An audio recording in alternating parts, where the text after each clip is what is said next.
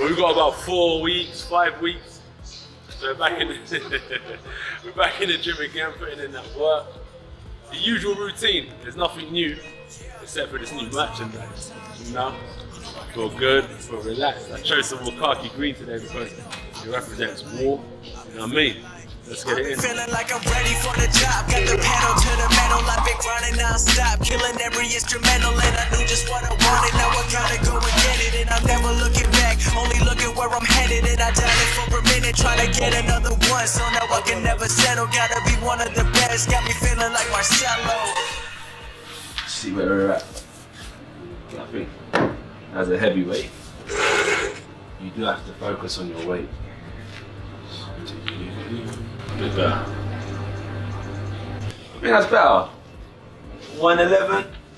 For this fight, if I could come in at 112 max, 112, pushing 130, but 112 would be good. I'd be happy. The last fight of Attack, I come in at 116, 117. It's not good, man. That's what I used to think, is that the bigger you are, the more power, right? But that's not the key. The quicker you are, the more you can flow. So when I started realizing that I have to watch my weight, I need to keep my weight down as a heavyweight. Got my slides off, I'm 10 toes, you get me? No more sunshine. Finally kiss goodnight. Now We ready? We ready? We ready? Oh! See, life is tough. So when it gets tough in my journey, believe me, I'm not the only one going through it. So it keeps my head high, my feet on the ground, and I keep striving because we're here once. It's a cycle of life that we're not all here forever. And I'm just very in tune with the reality of, I know that my life won't last forever. So I keep motivated and just say, while I'm here, I'm just gonna do what I've got to do and live life the best way I think. Lean back, if that's okay, looking a bit more of a relaxed look. Amazing. Usyk. Gonna get you to crouch down a little bit, almost like you go. Charlotte, if you would go on the left hand side, please. Try it.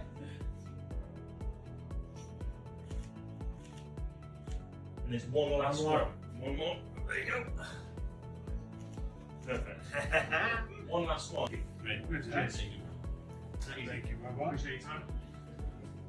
remember my red collar, you know. It's Ukrainian warriors. You have it. Yeah. It's like a similar. Yeah. Because it's 17th century. Yeah. Ukrainian Cossack who protecting not Ukraine as Rus, because time it's don't have Ukraine, but this is yes, it's protect. Warrior. Yeah. Yes. Good size. Yeah. If we see Wilder Joshua, which we may do here in the Kingdom, who do you have winning that fight?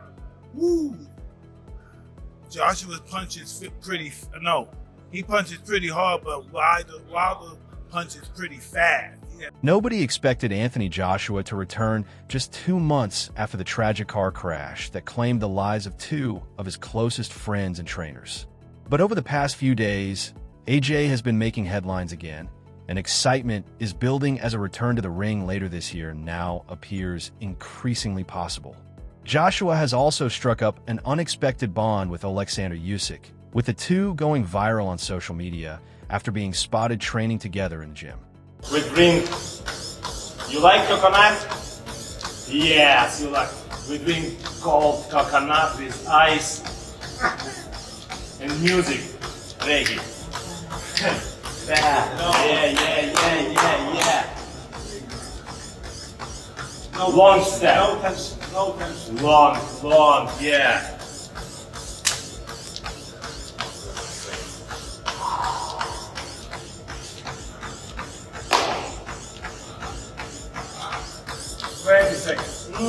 Good coconut. Yeah. Delicious. Long step. Long step. Yes. Help your hand, relax.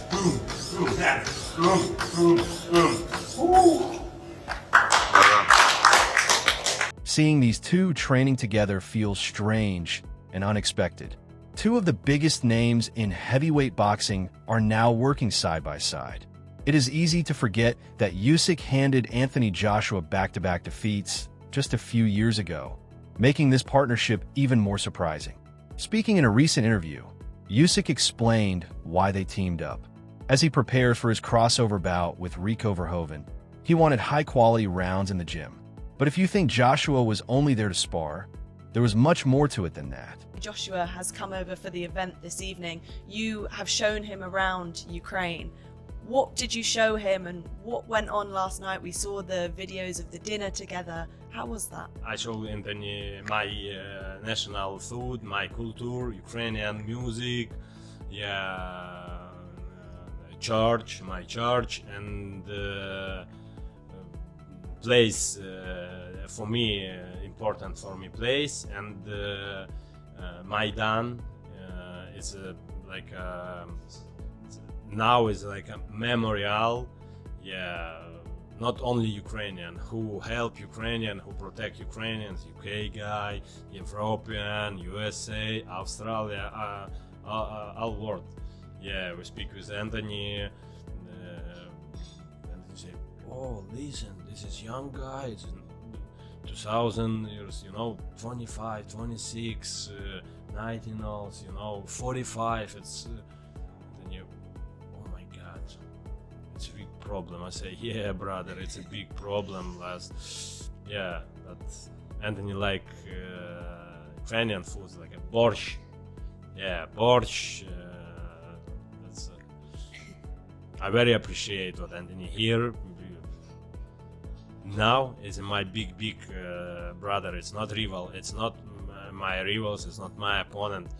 It's my partner. It's my brother, AJ. G. Usyk's comments about Anthony Joshua have sent shockwaves through the heavyweight division.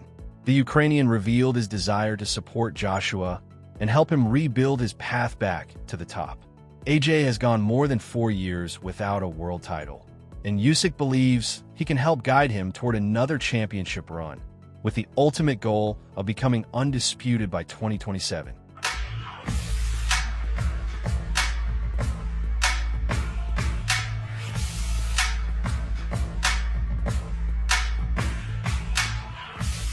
But the biggest question is who Anthony Joshua should face next. AJ is no longer a champion and has been out of the ring for months. Jumping straight into a fight with an active elite heavyweight could seriously damage his path back to a world title before it truly begins. The biggest name being linked to his comeback is Tyson Fury. Like Joshua, Fury no longer holds a world championship and has also been inactive for an extended period. On paper, it is a blockbuster matchup, and Fury even reacted to the news of Joshua training alongside Usyk. Oh, you got Usyk and Joshua teaming up, two fucking sausages fruits with the masks on training, and you got me and my boy here, two best drinkers, partiers in the game, ain't no better than us. Oh, Pablo J and Tyson Montana. TalkSport's Gareth A. Davies recently dropped a major bombshell, claiming the deal has already been signed. According to Davies, Anthony Joshua is set to compete in one of the biggest fights of his career. He believes the showdown will take place later this year or early next year, with Joshua expected to have a tune-up fight around June or July before the blockbuster event. Thing we want is anything to halt the opportunity of AJ Fury. No, he's going to have a warm-up fight. Listen, the Fury-Joshua fight is signed, okay? It is signed in the background. I've got that on good authority. I can't put it out there as a scoop, but they are moving towards it. I interviewed Rico Verhoeven. Who's it signed with? For a cover story. It's with, it's with the big money people. It'll be on Netflix. When you say signed, do you mean agreed or do you mean it's signed? Agreed. They are moving towards it. But they both want the fight. Funnily enough, last week, the day before I went to see Tyson Fury, I interviewed Rico Verhoeven for the cover story of Ring Magazine in May, before he steps into the pyramids at Giza to fight Oleksandr, so we can have our own debate about what we think about the WBC title being on the line. You know what I think? But Rico in that interview said he had absolutely signed to fight Anthony Joshua. Yeah. That fight was definitely on. Joshua will have to have a fight in June or July, I imagine, and then Fury and Joshua will be late in the year. It could even be next year, but it's on the cards and it's gonna happen. The TalkSport panel also discussed the huge interest surrounding the fight. While both Joshua and Fury are no longer in their prime, fans still want to see one of the biggest heavyweight clashes in British boxing history. The panel also pointed out that both men are guaranteed enormous paydays, making now the ideal time to finally make the long-awaited showdown happen. And there's been many opportunities along this journey for him to make that particular fight, and for various reasons, that fight hasn't materialised. It would be an absolute travesty if, and I'm convinced that in 10, 15, 20 years' time, when it is all said and done, if they look back on their careers and they didn't fight each other, I think they'll be disappointed. Yeah, and also they won't have earned the 100 million each they're going to earn for it as well. So that plays into it too. But like you say, it's a big, big bragging rights fight for both men, John. I think it's too late. You know, it's not a career-defining fight. It's not an era-defining fight because they've missed the boat. So you're not going to be there with us when it happens? Of course I'm going to be there. Of course I want to see it. But, you know, you can't say that it's defining careers. No, but down the line, Spencer's right, because people will talk about it forever. It doesn't matter when it was. People talk about the Floyd Mayweather and Manny Pacquiao fight, and they're about to fight again in their blooming 40s after they fought in their... While fans are eager to see the fight, it seems unlikely that either man would jump straight into it after such a long layoff. Tyson Fury also avoided discussing a showdown with Anthony Joshua, with the Gypsy King focused on his upcoming bout against Arslanbek Makhmudov this weekend. He refused to answer questions about future opponents. But when asked directly about facing AJ, Fury gave a surprising response. I just want to get as many big fights as I can at this stage in my career. You know, I've won every belt there is to win. I've completed the game in boxing. I've won all the alphabetical belts. So it's not really about a belt anymore. It's just I want to make that Joshua fight that's been supposed to happen for the last 10 years, but didn't happen. Obviously, I got this big fight in front of me with Makhmudov, the first fight in the UK on Netflix, so that's going to be a big occasion.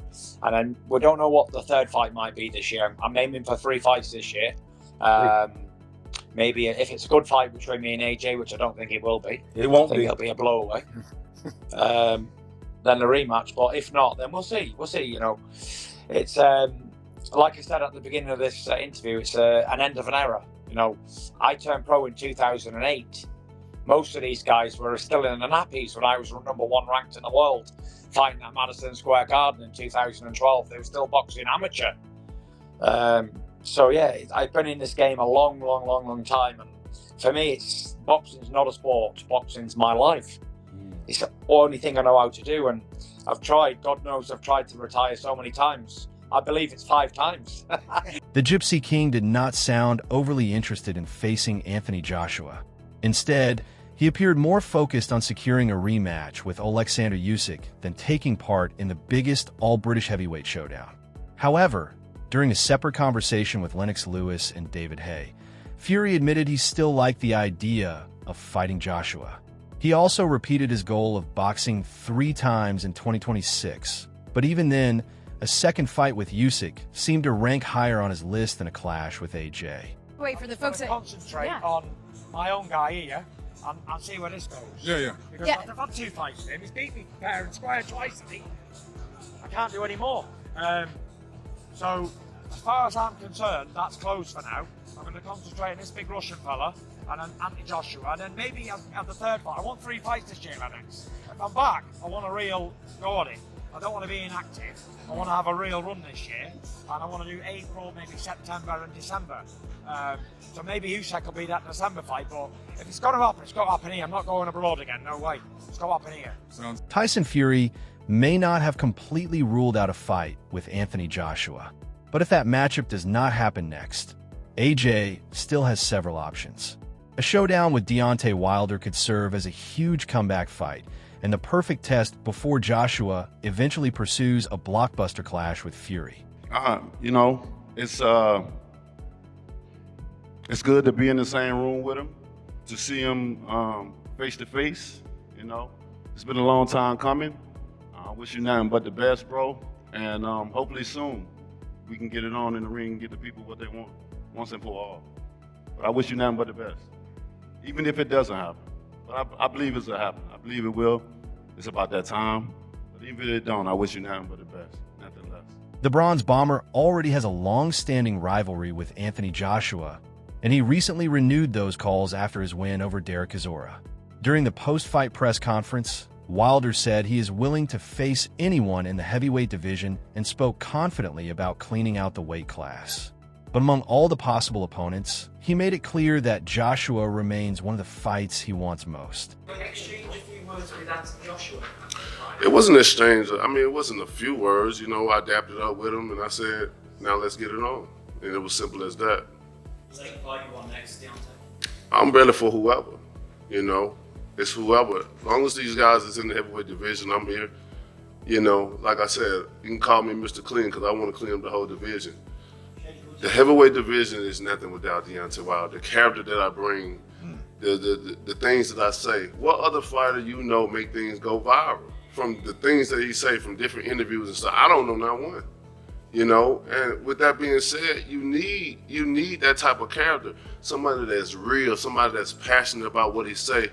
And unapologetic for what he say, because I feel what I say and I mean what I say. These are not emotions that I speak from. This is passion in my heart that I speak from. A lot of these guys are scared to speak about certain things, especially in just. You know, they're scared, but I am not.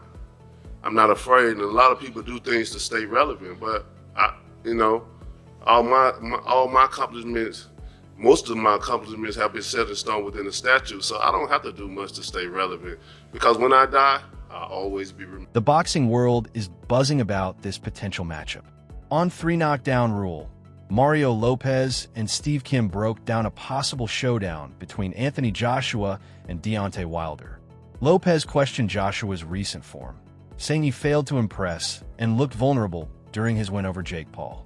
He argued that Wilder remains a dangerous opponent because his explosive right hand can still change a fight in an instant, even if he has lost some mobility.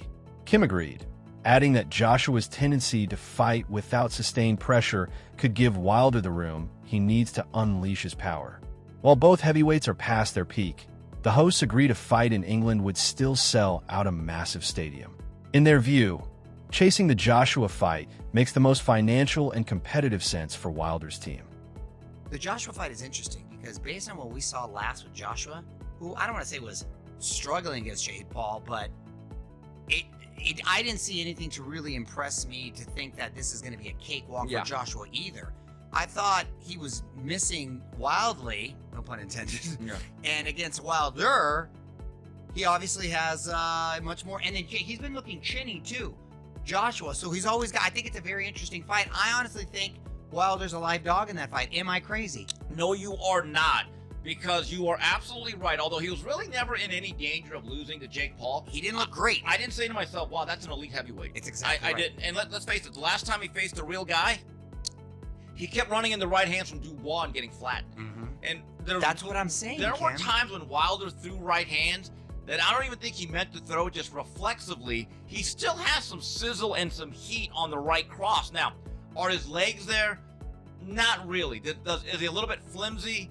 Maybe, but here's the thing. Joshua's never been a pressure fighter that takes space away from you. So he's not going to be able to crowd him and back him up. Do I believe that if you put that fight in England, you could still sell out a football stadium? Anthony Joshua and Wilder? Yes. Yes. So based on time and place, if you are the management and you're the handler of Deontay Wilder, Itama is not in the equation.